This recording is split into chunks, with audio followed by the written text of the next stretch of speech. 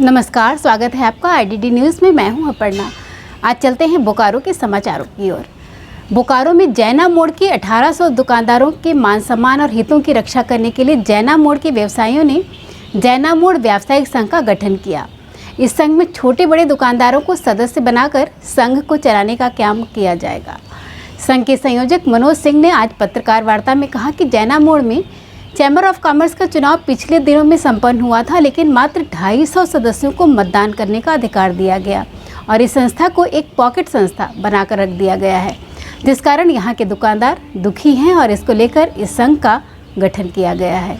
इस पत्रकार वार्ता में पंकज जायसवाल ने भी अपनी बातें रखी। यहाँ के छोटे बड़े सभी तरह के व्यवसायियों की यह मांग थी कि जैना मोड़ में एक नया व्यवसायिक संघ का गठन किया जाए, जो गरीब दबे कुचले छोटे बड़े सभी का ध्यान रखकर और समान रूप से सबको लेके चल सके, इसलिए इस संघ का गठन किया गया। हाँ, चैम्बर ऑफ कॉमर्स का जो अभी फ़िलहाल में चुनाव हुआ, पहले वहाँ 750 लगभग सदस्य हुआ करते थे, लेकिन उनको घटाते घटाते एक साजिश के तहत सिर्फ 247, 48, 49 सदस्य रह चुके हैं और यही 247, 48 सदस्य वोट करते हैं और उसमें खास वर्ग का ज़्यादा वोट है, इसलिए ये लोग अपना पॉकेट संस्था उसको चैम्बर को बनाए हुए।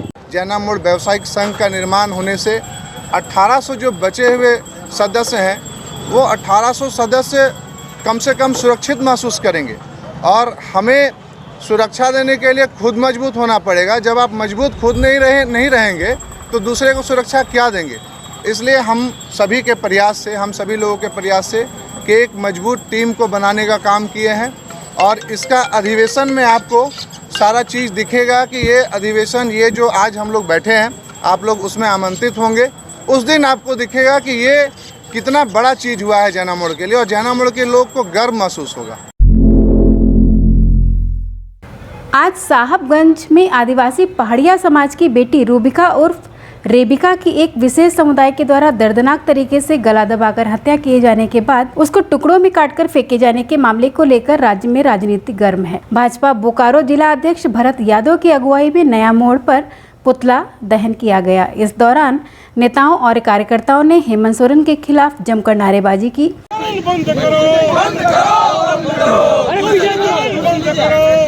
के नाम पर हेमंत जी यहाँ पे शासन कर रहे हैं। जब से ये सत्ता में बैठे हैं, आदिवासियों के साथ, हरिजनों के साथ इस प्रकार का लगातार घटनाएं हो रही है। 16 तारीख को साहेबगंज प्रखंड जिला के बोरियो प्रखंड में जिस आदिवासी युवती के साथ जघन्य हत्या हुई, हम समझते हैं कि इससे बड़ा और कोई अपराध हो नहीं सकता है और यह लगातार इसलिए इस प्रकार की घटनाएं हो रही है कि यह सरकार चादर और फादर के सामने घुटने टेक चुकी है।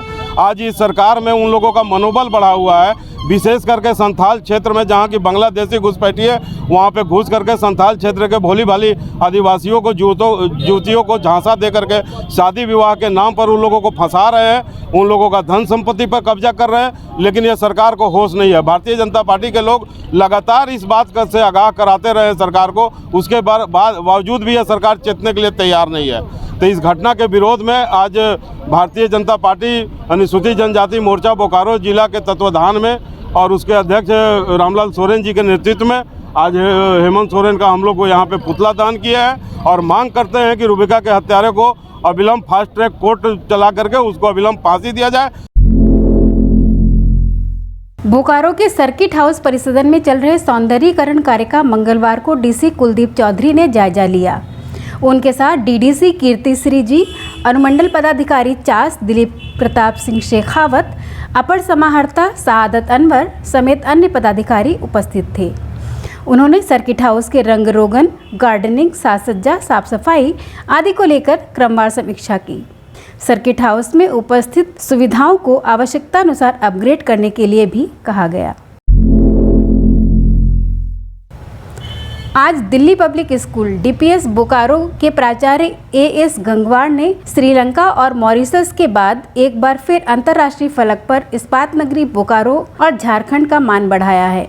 विद्यालय में शिक्षा के क्षेत्र में डिजिटलीकरण, नवोन्मेषता और शिक्षकों में नेतृत्व क्षमता के विकास के लिए उन्हें अनुकरणीय नेतृत्वकर्ता के सम्मान से नवाजा गया।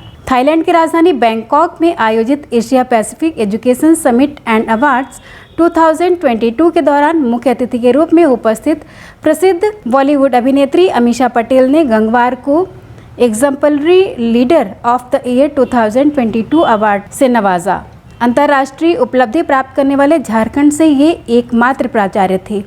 ध्यातव्य है कि डीपीएस बोकारो में अब तक लगभग 50 शिक्षक प्राचार्य के रूप में नेतृत्वकर्ता बनकर उभर चुके हैं। अब समाचार जमशेदपुर से। आज रांची के जेनिस्टा होटल में युवा संस्था ने विकलांग महिलाओं के राजनीतिक क्षेत्र में भागीदारी को लेकर एक राज्य स्तरीय रीथिंक कार्यशाला का आयोजन किया। संस्था की सचिव वर्णाली चक्रवर्ती ने स्वागत भाषण दिया और इसमें उन्होंने बताया कि रीथिंक कार्यक्रम का उद्देश्य है कि सरकार और सरकारी अधिकारियों के साथ विकलांग महिलाओं के अधिकारों की पैरवी हो सके, ताकि वे अपनी नीतियों में कुछ बदलाव करें या कुछ नया जोड़ें, ताकि महिलाओं एवं विकलांग महिलाओं को उनके अधिकार मिल सके। वहीं क्रिया संस्था की प्रोग्राम मैनेजर वल्लरी शर्मा ने कहा कि रीथिंक का मतलब है फिर से सोचना, लेकिन आज ऐसी ज़रूरत क्यों पड़ रही है, क्यों हमें महिलाओं के अधिकारों को मिलने के बारे में फिर से सोचना पड़ रहा है।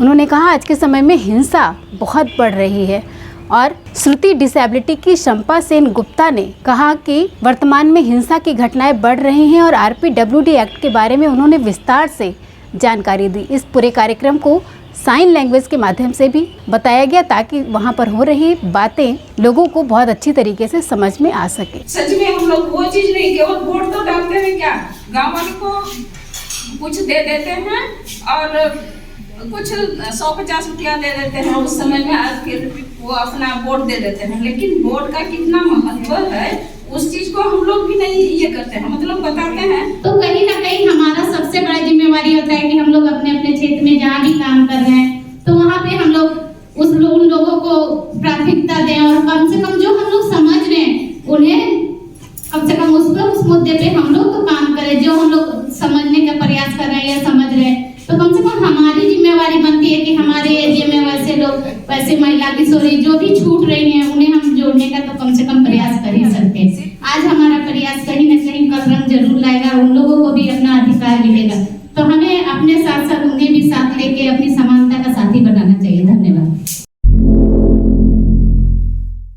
आज पूर्वी सिंहभूम में उत्पाद विभाग की कार्रवाई में बिरसा नगर थाना के हुड़लुंग में एक अवैध महुआ शराब भट्टी को ध्वस्त कर दिया गया और अवैध शराब जब्त कर ली गई। एक अन्य कार्रवाई में मानगो एवं सोनारी थाना में अवैध शराब बिक्री स्थल पर छापेमारी कर 2 व्यक्तियों को गिरफ्तार किया गया। इसके बारे में उपायुक्त विजया यादव ने अपने ट्विटर हैंडल पर अपडेट किया। अब जान लेते हैं मौसम का हाल। आज बोकारो में सुबह की शुरुआत आसमान में धूप के साथ हुई और पूरे दिन धूप बनी रही। आज का अधिकतम तापमान 26 डिग्री सेल्सियस और न्यूनतम तापमान 11 डिग्री सेल्सियस रिकॉर्ड किया गया। और अगर बात करें जमशेदपुर के मौसम की तो जमशेदपुर में भी आज पूरा दिन धूप बना रहा। मौसम विभाग के अनुसार जमशेदपुर में आज का अधिकतम तापमान 27 डिग्री सेल्सियस और न्यूनतम तापमान 11 डिग्री सेल्सियस रिकॉर्ड किया गया। आज के लिए बस इतना ही। कार्यक्रम से जुड़े किसी भी टॉपिक पर आप कमेंट बॉक्स में लिखें। बोकारो और जमशेदपुर के समाचारों के लिए बने रहें IDD न्यूज़ के साथ। नमस्कार।